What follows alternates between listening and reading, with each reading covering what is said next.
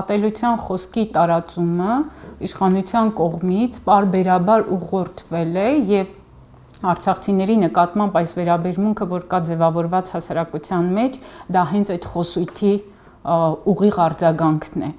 Եվ այն ինչ որ մտածել է մարդը հենց այդպես էլ ասել է։ Եվ ինքը այդ խոսույթը տարածում է տարբեր միջավայրերում, տարբեր հանդիպումների ժամանակ, նույնիսկ եթե հիմա ներողություն է խնդրում, արդեն ուշացած է, որովհետև այդ գնացքը մեկնել է։ Սա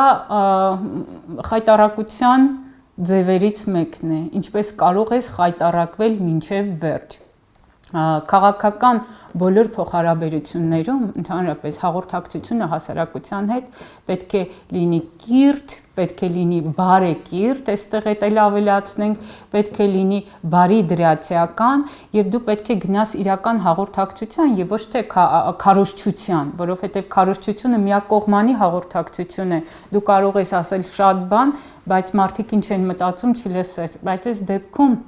իրավունք չունես այդ հաղորդակցությունը չիրականացնելու։ Ու մենք տեսնում ենք հիմա տարբեր հանդիպումների ժամանակ հարձակումը հասարակության վրա, ճակերտներում հարձակումը, ինչու, որովհետև պարբերաբար մունատ գալ, կոշտ լեզվամտածողությամբ խոսել, կենցաղային մակարդակի իջեցնել այդ խոսակցությունը, մարդիկ կոնկրետ հարցեր են բարձրացնում, նրանք սկսում են նախկինները,